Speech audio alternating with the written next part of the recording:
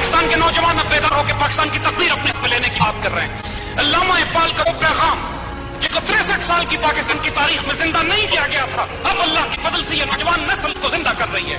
اب وہ شاہین پیدا ہو رہے ہیں، وہ نسل پیدا ہو رہی ہے جو نرم میں گفتگو بھی ہوگی انشاءاللہ، گرم میں جستو بھی ہوگی، جو رزم ہو یا بزم ہو وہ پاک دل بھی ہوگی اور پاک باز بھی ہوگی انشاءاللہ۔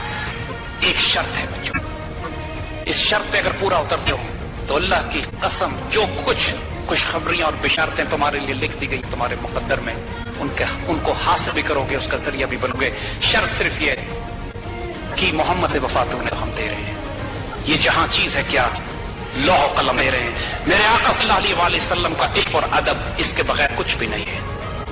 ادب رسول اور عشق رسول کے بغیر کچھ بھی نہیں ہے۔ ہمارے بڑوں نے یہ فیصلہ کیا تھا کہ پاکستان کو لا الہ الا اللہ پہ بنانا ہے، ہماری یہ نسل آج فیصلہ کرے گی اس کو محمد رسول اللہ پہ سے تکمیل کرنی ہے انشاءاللہ۔ آنے والے پاکستان کی شکل آپ کو دکھائیں ماشاءاللہ کیا ہوگی۔ یہ پاکستان امت مسلمہ کی قیادت کرے گا، پاکستان لیڈ کرے گا ایک مسلمان ملک کے بلاک کو جس کا نام ہوگا یونائٹڈ اسٹیٹ آف اسلام۔